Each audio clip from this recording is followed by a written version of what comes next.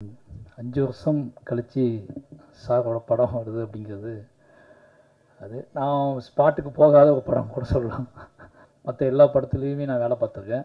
இந்த ஒரு படம் தான் வேலை பார்க்க முடியல அப்படிங்கிற வருத்தம். வேலைனா ஸ்பாட்டில் போய் பார்க்க முடியல அப்படிங்கிற வருத்தம். ரொம்ப என்ன சொல்கிறதுனா மைண்ட் ஃபுல்லாக ரொம்ப சந்தோஷமாக இருக்குது. இந்த பறந்து போவை பற்றி 7 கடல் 7 மலை முன்னாடியே ரிலீஸ் ஆனாலும் முன்னாடியே ரெடி ஆனாலும் பறந்து போ ரிலீஸ் ஆகுது அப்படின்னு எனக்கு ஒரு ஆசை இருந்துச்சு. எனக்கு சார் ஜாலி மூடில் ஒரு படம் பார்க்கணும்னு சொல்லிட்டு அது பறந்து போ முன்னாடி வர்றது இன்னும் சந்தோஷம். இந்த என்ன எப்படி பேசுனது தெரில, ரொம்ப பதட்டமாக தான் இருக்குது. ரொம்ப ஹாப்பி, ரொம்ப சந்தோஷமாக இருந்த ஒரு மைண்ட் இருக்கும்ல அந்த மாதிரி இருக்குது. ஏன்னா சார் அடிக்கடி சீரியஸாகவே டிஸ்கஸ் பண்ணுற மாதிரி ஒரு ஃபீல் இருக்குல்ல. ஆனால் நாங்கள் பயங்கரமாக ஜாலியாக டிஸ்கஸ் பண்ணுற விஷயங்கள் வெளியே வர மாட்டேங்குது அப்படின்னு ஒரு வருத்தம் இருக்கும். ஏன்னா எனக்கு அதிகமாக காமிச்ச படம் காமெடி படங்கள் தான் 2 பேரும் ஒன்றா சேர்ந்து பார்ப்போம். அதிகமாக பார்த்த படங்கள் காமெடி. அது மிட் நைட்டு ஆகிட்டுனாலே அந்த சிடிஎஃப்லாம் உள்ளே லாக் பண்ணி எடுத்து சொல்லுவார். எடுத்து வச்சோம்னா ஃபுல்லாக காமெடி படமாக தான் இருக்கும். மைக்கேல் மேலே காமராஜா, அது ஒரு கிட்டத்தட்ட 100 தூரம் பார்த்துப்போம் நினைக்கிறேன் அந்த படத்தை. மைக்கேல் மேலே காமராஜா, பஞ்சதந்திரம். ஒரு நாள் அது எந்த அளவுக்கு இருக்கும்னா ஞாபகம் வச்சு அந்த படத்தெல்லாம் கேட்டுகிட்டே இருப்பார். அந்த படத்தை எடு நானே நிறைய ட்ரிப் காமெடி படங்களை பார்க்க ஆரம்பிச்சிட்டேன். என்னையவே களவாணி வந்தப்போ இந்த மாதிரி தான் நீ படம் பண்ணணும்.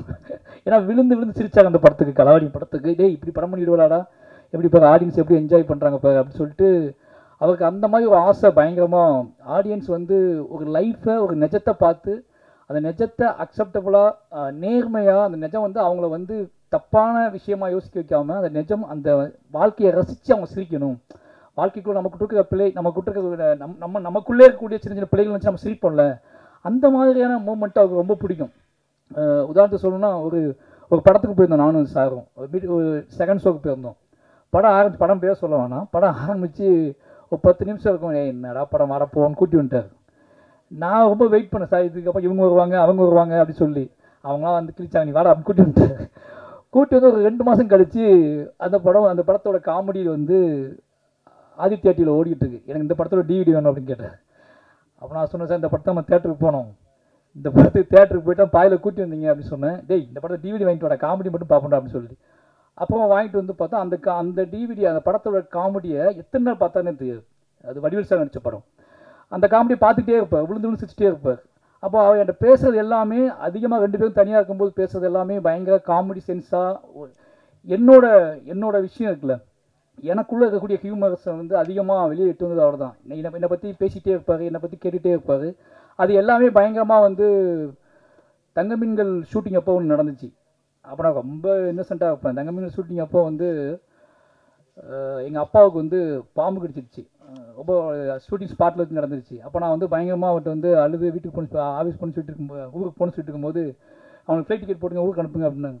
அப்போ நான் அழுதுகிட்டே சொன்னேன் எனக்கு பாஸ்போர்ட் இல்லை அப்படின்னு சொல்லி. அவள் பக்கத்தில் இருந்தே பாஸ்போர்ட் திருநெல்வேலிக்கு போக தேவையில்லடா அப்படின்னு. எனக்கு அப்போ இப்போ நினச்சி பார்க்கும்போது பயங்கர ஐயோ இப்பெல்லாம் இருந்திருக்குமேன்னு சொல்லிட்டு அவள் அப்போ அதை தெரியாமல் பக்கத்தில் காது பக்கத்துலேருந்து சொன்னார், டேய் திருநெல்வேலிக்கு போய் இருக்கிற பாஸ்போர்ட்டு டிக்கெட் போட்டால் போயிட்டு வரான்னு சொன்னார். 2 பேருமே நிறைய நாள் அதுக்கப்புறம் எந்த பாயிண்டில் நாங்கள் மாறினோம்னு யோசிச்சு பார்த்தா இனி 2 பேர்த்தையும் ரொம்ப சீரியஸாக மாற்றின பாயிண்ட்னா ஈழ பிரச்சனை தான் சொல்லலாம். ஈழ இஷ்யூஸ் நடக்க ஆரம்பிச்சதுக்கப்புறம் தான் அந்த இரவுகள் தான் அரசியல் அதிகமாக. அதுக்கு முன்னாடி வரைக்கும் என்கிட்ட இருந்த இன்னசென்ட் கிராமத்தோட வாழ்க்கை, கிராமத்தில் நான் பண்ணுற சேட்டைகள், நீ என்னெல்லாம் பண்ணியிருக்கேன்னு சொல்லி 2 பேரும் அதை பற்றியே பேசி இப்படி ஒரு வாழ்க்கையை நான் வாழலடா, இந்த வாழ்க்கையில் இவ்வளோ சந்தோஷம் இருக்கா ஜாலி இருக்கான்னு சொல்லி பேசிகிட்டு இருக்கும்போது 2009 சினிமாவே வேண்டாண்டா அப்படிங்கிற அவரோட அந்த ஈழத்தோட பாதிப்பு உச்சம் அவரை வேற ஒரு பக்கம் திருப்பிச்சு. சினிமாவை தாண்டி இந்த இனம் இந்த மொத்த இஷ்யூஸும் அவர் ரொம்ப டிஸ்டர்ப் பண்ண ஆரம்பிச்சிச்சு. அப்போ தான் முதலாக 2 பேரும் அவர் மனசை விட்டு அரசியல் பேச ஆரம்பிக்கிறார். அப்போ அவர் இவ்வளோ காத்திரமான அரசியல் பேசுறதை நான் அப்போ தான் ஃபஸ்ட் டைம் பார்க்குறேன். அந்த இரவுகள் தான் டோட்டலாக என்னோட படங்கள் என்னோட சினிமா கேரியரே மாற்றுது. அந்த 2009 அவர் பேசுனதுக்கப்புறம் டோட்டலாக அரசியலாகவே 2 பேரும் பேசி சந்திக்கிற ஆட்கள் பேசுகிற ஆட்கள் சினிமா கூட வேணாண்டா ஏதாவது பண்ணி ஆகுண்டா அப்படின்னு சொல்லிட்டு விடிய பேசிகிட்டே இருப்போம். அப்படி தான் அரசியல் வந்துச்சு. அந்த அரசியல் பாயிண்ட் ஆஃப் வியூவில் நான் கதைகள் சொல்ல ஆரம்பித்தேன். அந்த கதையில் கேட்டுட்டு அவர் இன்னும் அப்போ இதெல்லாம் பண்ணுமாடா இதை பண்ணுடான்னு சொல்லி என்னை ட்ராக் மாற்றி விட்டது இந்த விஷயத்தினால தான். இல்லைனா நான் கண்டிப்பாக ஒரு வில்லேஜ் ஹியூமரான களவாணி மாதிரியான வில்லேஜ் ஹியூமரான படங்கள் நிச்சயமாக அவர் விரும்பக்கூடிய ஸ்டைலில் அவரை நம்பக்கூடிய அவரை சிரிக்க வைக்கக்கூடிய ஸ்டைலில் படங்கள் பண்ணியிருப்பேன். ஏன்னா அவருக்கு வந்து எங்கள் படத்தில் சிரிப்பு நான் உன் படத்தை பார்த்து சிரிக்குன்னு நினைக்கிறேன்டா அப்படிம்பார். அதுக்கப்புறம் என்ன நினச்சிக்குவாருன்னா வாழை தான் ரொம்ப சிரித்து பார்த்தாரு. நான் நீ நினச்சி பயங்கரமாக சிரித்து பார்க்குறேன்டா, சிரிக்கிறது அவருக்கு ரொம்ப பிடிக்கும், சிரிச்சுக்கிட்டே இருக்கணும்னு நினைப்பார். இப்போ என்னென்னா என் பையனை பற்றி பேசி பயங்கரமாக அவன் என்ன பண்ணான், வீக்லி ஒரு டைம் ஃபோன் பண்ணி அவன் என்ன பண்ணான், அவனை அனுப்பிவிடுன்னு சொல்லிட்டே இருப்பார். எனக்கு ரொம்ப ஆசை. சார் மையனை பற்றி நிறைய கதைகள் சொல்லுவார். நம்ம எப்போ இவட்ட இந்த பில்டப் பண்ணி இந்த கதையெல்லாம் சொல்கிறது, ஒரு அப்பாவாயிட்டோம், நம்ம அப்பாவாயிட்டோம் அப்படிங்கனால நம்ம எப்போ இந்த மாதிரி கதையெல்லாம் சொல்கிறது அவர்கிட்ட, இவன் இப்படி பண்ணான் சார் அப்படி பண்ணான் சார். எனக்கு அந்த மாதிரி ஆசைனா லைஃப்பில் ப்ரைடாக கதை சொல்லவே இல்லை. நம்ம ப்ரைடுனா நாம் பையன் தான் நம்மளோட ப்ரைடு நினைப்போம்ல. என்னடா லைஃப்பில் ப்ரைடாக கதை சொல்லவே இல்லையா, பையன் இப்படி பண்ணா அப்படி பண்ணான்னு சொன்னால் அது பயங்கர சந்தோஷமாக இருக்கும்ல அப்படின்னு வெயிட் பண்ணிகிட்டே இருந்தேன். இப்போ அவன் வந்து சாரை வச்சு தான் நீ ஓட்டுறான், ஆல் அப்பாஸ் லையர்னு சொல்லி இந்த வார்த்தையை எடுத்துக்கிட்டான். இது எப்போ எடுத்தாலும் அதை கூப்பிட்டு கேட்டே இருப்பான். சார் லைஃப்பில் நடந்த மாதிரி, சார் சொல்கிற கதைகள் மாதிரி நமக்குலாம் எப்போ நடக்குமா, அதுக்கு வாய்ப்பு இருக்கா அப்படின்னு யோசிச்சுட்டு இருக்கும்போது இப்போ சமீபத்தில் சார் ஃபோன் அடிச்சுட்டு ஜப்பான் போயிருந்தேன். அப்போ அடிக்கடி ஃபோன் அடிச்சுட்டு இப்போ ஜப்பானில் எங்கே போனேன், எதை பார்த்தேன், மிஸ்கின் மாதிரி அக்கிராக வருஷாவை கல்லறைக்கு போ அப்படிலாம் சொல்லிட்டு இருந்தார். அப்போ அந்த ஒரு பாட்டு சிங்கிள் ரிலீஸ் பண்ணியிருந்தார். அந்த பாட்டு நான் பார்த்துட்டு அவரை பேசிக்கிட்டு நான் காரில் வந்துட்டு இருக்கேன் ஜப்பானில். அப்போ என் பையனை வந்து ரூமில் டயர்டாக இருந்தாலும் தூங்க போட்டு நான் ஃப்ரெண்டு வீட்டுக்கு ஜப்பானில் ஒரு ஃப்ரெண்டு ஒருத்தருக்கு பார்க்கறதுக்காக போயிருந்தோம். அவன் மட்டும் தூங்கிட்டு தான் நாங்கள் ஃபேமிலியாக அவனையும் அவனோட பாட்டியும் தூங்க வச்சுட்டு நாங்கள் ஃபேமிலியாக ஜப்பான் ஃப்ரெண்டு வீட்டுக்கு போயிருந்தோம். போய் பார்த்துட்டு பேசிட்டு ஒரு நைட்டு ஒரு 10:30 மணி 11 மணிக்கு வந்துட்டு இருக்கோம். காரில் ஃபோன் வருது, பையனை காணும் அப்படின்னு சொல்லிட்டு. இந்த ஜப்பானில் எப்படா காணாமல் போவான், ரூமில் தூங்கிட்டு இருந்தவன்னு சொல்லிட்டு பயங்கரமாக எனக்கு என்ன ரியாக்ட் பண்ணுறதே தெரில. அப்போ தான் அந்த பாட்டு ரிலீஸ் பண்ணியிருக்காரு. அவன் கதவை கேட்டுக்குள்ள பூட்டி போட்டு வெளியே ஓடுறது ஷாட்டு. அதை பார்த்துட்டு தான் பேசிட்டு வந்துருக்கோம் காரில். பையனை காணும் ஜப்பானில், அவங்க அம்மா அப்பா அவங்க பாட்டி ஃபோன் பண்ணி பயங்கரமாக அழுறாங்க, பையனை காணும் அப்படின்ட்டு. ஜப்பானில் குட்டி குட்டியாக இருக்குது ரூம்லாம்.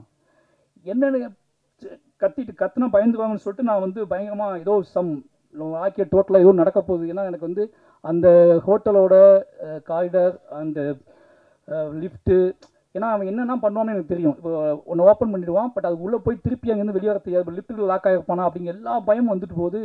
வாழ்க்கையில் ரொம்ப நாள் கழித்து ஒரு பெரிய துன்பத்துக்கு தயாராக போகிறோம் அப்படிங்கிற பயத்தில் நான் வேகமாக அங்கேருந்து ஓடி வரேன். ஜப்பான் ஹோட்டலுக்கு ஓடி வரேன்.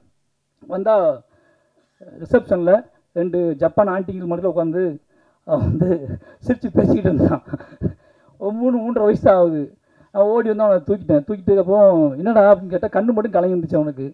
நீ எங்கே போனேன் அப்படின்னு கேட்டான். நான் இந்த மாதிரி ஃப்ரெண்டு வீட்டுக்கு போனேன், தூங்கிட்டு தானே இருந்தேன் அப்படின்னு கேட்டேன். அப்போ அவங்க பாட்டி வந்தாங்க, பயங்கரமாக அழுதாங்க. அப்போ தான் இந்த மாதிரியான வேர்ல்டு அந்த ஆட்டிடியூட்டை நான் ஃபஸ்ட் டைம் பார்க்கேன். என் லைஃப்பில் அப்படி கிடையாது. எங்கள் அப்பா கூட நான் இருந்ததே இல்லை. நான் வேலைக்கு போனேன், எங்கள் அப்பா நான் வேலைக்கு போகிற டைம், சின்ன வயசில் வேலைக்கு போகிற டைம் எங்கள் அப்பா வீட்டில் இருப்பார், எங்கள் அப்பா வேலைக்கு போயிடுவார். அப்பாவும் பையனும் பிரிந்து வேலை பார்த்த வாழ்க்கை என் வாழ்க்கை. சின்ன வயசுலேயே நான் வேலைக்கு போயிட்டேன்.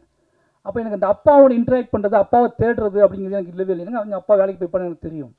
ஆனால் அப்போ தான் அவன் சொல்ல, நீ எங்கே போனேன்ட்ட கேட்டான். ஃபஸ்ட் டைமாக என்னை பார்த்து கேட்குறான், நீ எங்கே போனேன் அப்படின்னு கேட்குறான். நாங்கள் ஃப்ரெண்டு வீட்டுக்கு போயிருந்தேன்னு சொன்னேன். என்ன நடந்துச்சுன்னு கேட்டேன். இவன் எந்திரிச்சிருக்கான், என்னை காணும். அவங்க பாட்டி ஒரு ரூம் போட்டிருந்தோம், நான் தனியாக ரூமில் இருந்தேன்.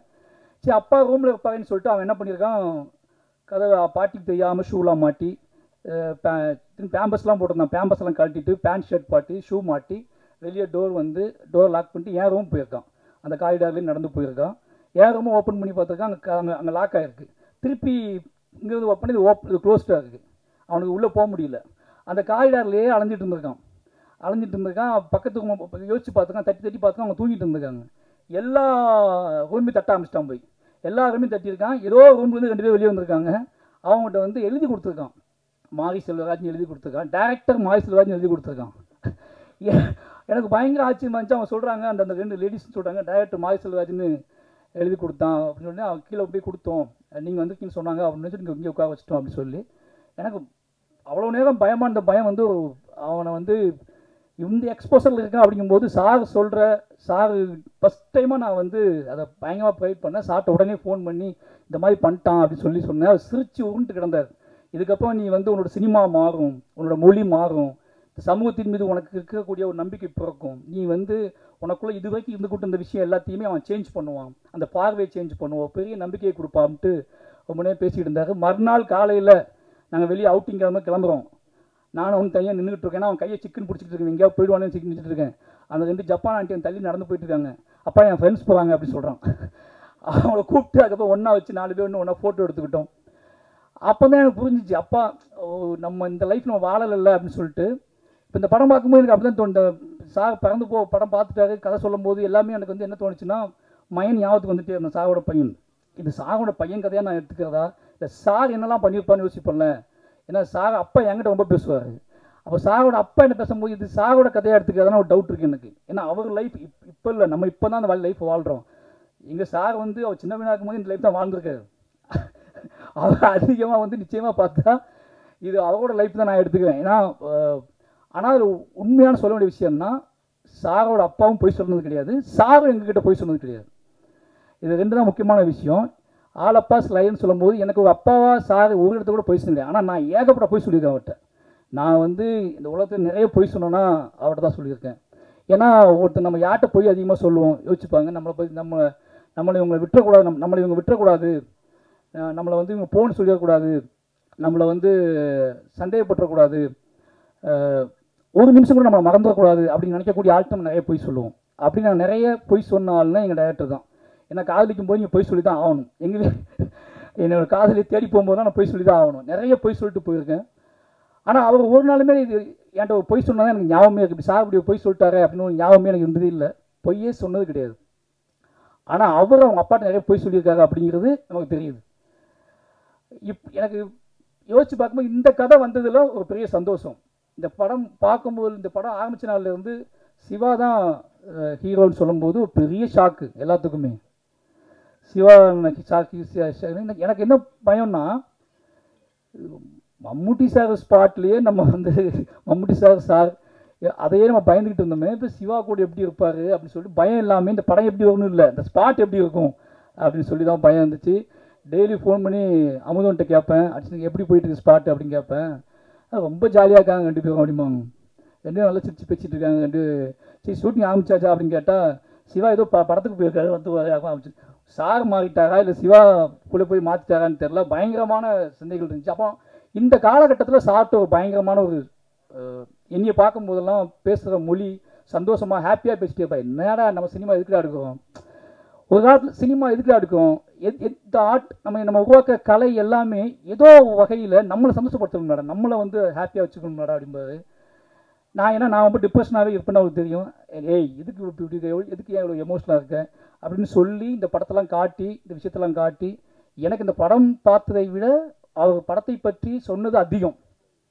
இந்த படத்தில் ரொம்ப முக்கியமான விஷயம் அப்படின்னா, எனக்கு இன்னும் ஞாபகத்துக்கு இந்த சட்டை, நான் அசிஸ்டன்ட் ஆகும்போது, நான் ஆஃபீஸ் பாய் ஆகும்போது இந்த சட்டை ஒன்று இருந்துச்சு.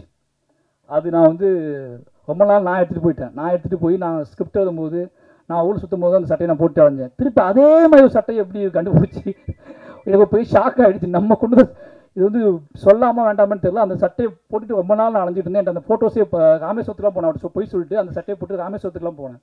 அவ்வளோ இந்த படம் ஃபுல்லாக சட்டை போட்டிருக்காரு. எனக்கு அதுதான் ஆச்சு. இந்த படம் மூலம் சட்டை போட்டு ரோட்டில் அலைஞ்சிக்கிட்டே இருக்காங்க, நான் இதே சட்டையை போட்டு ராமேஸ்வரம் ஃபுல்லாக அலைஞ்சிட்டே இருந்தேன். ஏதோ வகையில் எப்படி பார்த்து எல்லா வகையிலையும் ஒரு மகனா நின்று பார்க்கும்போது இந்த கதை அப்பா லைன்னு சொல்லும்போது பொய்யே சொல்லாத ஒரு அப்பா ராம் சார் எடுத்த படம் தான் பறந்து போ. அவரை பற்றியான எந்த பொய்யுமே சொல்லாமல் எல்லா படைப்புகள்லையுமே அவரை பற்றியான பொய்கள் இருக்கக்கூடாதுன்னு நினைப்பார். அவர் உருவாக்குற மனிதர்கள்ட்ட பொய் இருக்கக்கூடாதுன்னு நினைப்பார். ஒரு கேரக்டர் டிசைன் பண்ணும்போது, நான் இப்போ டேரக்டராக நான் கற்றுக்கிட்ட லேர்னிங் என்ன அப்படின்னு அவர்கிட்ட பெரிய முக்கியமான விஷயம்னா, தான் உருவாக்குற கதாபாத்திரங்கள்கிட்ட பொய் இருக்கக்கூடாதுன்னு நினைப்பார். அது ரொம்ப ஒரு பாலபாடமாக எனக்குள்ள ஓடிட்டே இருக்கும். அவன் இப்படின்னா அப்படியே அவன் சொல்லக்கூடிய அதை காட்டக்கூடிய வல்லமை, அதை காட்டக்கூடிய துணிச்சல் உனக்கு இருக்கணும். அப்படி இல்லைன்னா நீ பொதுவாக மூடி மறைச்சி நல்ல பேர் வாங்கணுக்காக ஒன்று பண்ணக்கூடாது, பொய் இருக்கக்கூடாது அப்படின்னு சொல்லுவார். அப்படி ஒரு பொய்யற்ற மனிதர் எடுத்த படம் தான் பறந்து போ. அப்படி அவர் எல்லா படத்துலையுமே அந்த பொய் இருக்காது, அவருக்குள்ளே என்ன தோணுதோ அது எப்படி எடுப்பார். இந்த படம் நிச்சயமாக ஏன்னா ரொம்ப சந்தோஷமான நாள் எங்களுக்கு. ஏன்னா இப்போ அருண் பிஸ்வா சொன்ன மாதிரி ஜூலை 4 2 படம் ரிலீஸ் ஆகுது. கிட்டத்தட்ட அந்த படத்துக்கு இதே மாதிரி நான் போய் பேசி ஆகணும். ஏன்னா இப்போ பார்த்தீங்கன்னா அவர் ப்ரொடியூசராக இருக்கார், நான் ஒரு டைரக்டராக இருக்கிறேன், சார் வந்து டைரக்டர் ஆகிட்டு 3 படம் வேணா ரிலீஸ் ஆகுது, இந்த 2 படம் வேணா ரிலீஸ் ஆகுது. ரொம்ப சந்தோஷமான விஷயம். இதில் முக்கியம் சொல்ல போனால் கிரேஸ் அவங்க கும்பலாங்கி நைட்ஸ் பார்த்துட்டு பயங்கரமாக பிடிச்ச ஆக்டர், சார் படத்தை நடிக்கணும்னு ரொம்ப சந்தோஷமாயிடுச்சு எனக்கு. ஏன்னா நிச்சயமாக ஒரு அவங்கள வேறு ஏதாவது படத்தில் வச்சப்போ ஒரு பயம் இல்லை, என்னடா இந்த படத்தில் மாட்டிட்டாங்கன்னு தோணும். பட் சார் படத்தில் நடிக்கிறாங்க ரொம்ப சந்தோஷம். இந்த பையன் எனக்கு வந்து நிறைய நேரத்தில் அவன் வந்து மயனை ஞாபகப்படுத்தினான். ஏன்னா அப்படியே அவன் வந்து தான் பையனை பார்த்ததை, அவனோட ஆட்டிடியூட்டை, அவனுக்குள்ள அவன் ஒரு விஷயத்தை எவ்வளோ சவுண்டாக கேட்பான், ஒரு விஷயத்தை எவ்வளவு நாசுக்காக கேட்பான், எப்படி லாக் பண்ணுவான், எல்லாத்தையும் தெரிஞ்சுக்கிட்டு பண்ண மாதிரி, எல்லாத்தையும் பார்த்து பார்த்து இவனை உருவாக்குன மாதிரி இருந்துச்சு. எனக்கு என்னோட ஃபாதர், என்னோட அப்பா ராம் சார் வந்து அவர் எடுத்த அந்த படத்தை பார்க்கும்போது நான் என்னையை உருவாக்குன அந்த ஃபீல்டில் தான் நான் பார்க்குறேன். என்னையை வந்து நான் அவர்கிட்ட என்னெல்லாம் ஆசைப்பட்டேன், என்னையை எப்படி உருவாக்குனாரு, அந்த ஃபீல்டில் தான் அந்த படத்தை பார்க்குறேன். நிச்சயமாக எங்கள் ஃபேமிலியோட திருவிழானே சொல்லலாம் இந்த படம். எல்லோரும் சொல்கிறாங்க மாரி செல்வராஜ் உருவாக்கிட்டாருன்னு சொல்லி. அதான் சொல்கிறேன்ல, எங்கிட்ட இருக்கிற நல்ல விஷயம் அத்தனையுமே அவரால் உருவாக்கப்பட்டது. எங்கிட்ட இருக்கிற அரசியல் நேர்மையோ இல்லை எங்கிட்ட இருக்கிற குறைந்தபட்ச நல்ல விஷயம் ஏதாவது இருக்குன்னு நீங்கள் நம்புனீங்கன்னா அது ஏன்னா நான் அப்படி வாழலை. அப்படி ஒரு வாழ்க்கை எனக்கு இந்த வாழ்க்கை எனக்கு இந்த சமூகம் எனக்கு அப்படி வாழ்க்கையை கொடுக்கவே இல்லை.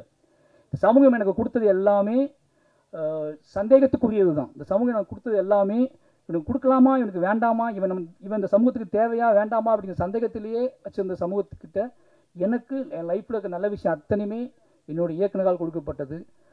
ஒரு காதல் மேலே, ஒரு பிரியத்தின் மேலே, அன்பின் மேலே, நம்ம அப்பா அப்படிங்கிற கேரக்டரையே அப்பாங்கிற வாழ்க்கையின் மீதே எனக்கு ஒரு பெரிய பிரியத்தை கொடுத்தது. அவ்வளோ தான். நான் ஒரு அப்பாவாக இருக்கேன் அப்படிங்கிற ப்ரைட்னஸையே, ஏன்னா இது இல்லைன்னா நான் வேறு மாதிரி அப்பாவாக இருந்திருப்பேன். ஒரு பையன் பிறந்தான், ஓகே அவன் வேலையை பார்க்குறேன், நம்ம வேலையை பார்க்கணும் அப்படின்னு இருந்திருப்பேன்.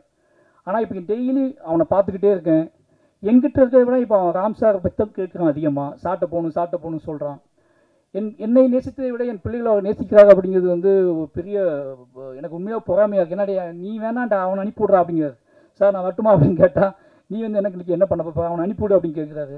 அவன் போகிறான். அவன் போயிட்டு அவன் இப்போ ஐஸ்கிரீம் வேணும் எப்படி கேட்குறான். அவன் ஐஸ்கிரீம் வேணும்னு கேட்க மாட்டேன்றான். ராம் சார் ஆஃபீஸ்க்கு போகணும் அப்படின்னு கேட்குறான். ஏன்னா அங்கே போனால் அவன் வாங்கி கொடுப்பான்னு அவனுக்கு தெரியும். அவன் அப்படி ஆகிட்டான் எல்லாத்துக்குள்ளுமே. எனக்கு என்ன அப்படின்னா ரொம்ப சந்தோஷமாக இருக்குது. எனக்கு என்னென்னா மைண்டில் என்ன தோணுதுன்னா, அவன் அப்படியே வளரணும். அந்த ஷேடோவிலே அவன் சார்கிட்ட டேரக்ட். ஏன்னா என்னையால் அவ்வளோ அறிவை அவ்வளோ நாலேஜை புகட்ட முடியுமான்னு தெரியாது. ஏன்னா நான் ஏதோ வழியில் என்னை அறியாமலே சமூகத்தின் மீது பயத்தை தான் அவனுக்கு புகட்டுறேன். சமூகத்தின் மீது பயத்தையும் அவநம்பிக்கையும் தான் ஏதோ வகையில் நான் அவன்கிட்ட இனி அறியாமலே இப்படி பண்ணக்கூடாதுன்னு சொல்கிறேன். இப்படி பண்ணுறா நீ அப்படின்னு சொல்கிற துணிச்சல் வந்து என்கிட்ட இல்லவே இல்லை. நான் நிறைய இடத்த உணர்ந்துருக்கேன். என் பிள்ளைங்கிட்ட நான் உணர்ந்துருக்கேன். விட அவன் பார்த்துக்குவான் அப்படின்னு சொன்னதே கிடையாது. நான் ஏன் அவன் அப்படி பண்ணுறான், இது தப்பாக நாளைக்கு தப்பாக நினச்சிக்குவாங்க, ஏதாவது தப்பாக நினச்சிக்குவாங்க அப்படின்னு சொல்லிட்டே இருப்பேன் நான். ஆனால் அவங்க டேய் நீ பண்ணுற, நீ குதிட்டா, நீ ஆடுறா, நீ ஓடுறா, அவனை விடுறா அப்படின்னு சொல்லக்கூடிய எனக்கு சொன்னார்ல, அதே மாதிரி அவனுக்கு சொல்லி வளர்த்துக்கிட்டு இருக்காரு. அவனோட ஏன்னா அவரே பேர் வச்சு 2 பேர்த்தையும் அவரோட பார்வையில் வளர்க்குறாரு. நிச்சயமாக எனக்கு அந்த சந்தோஷம் ஒரு முக்கியமான சந்தோஷம். பறந்து போ 5 வருஷத்துக்கு அப்புறம் எல்லாரும்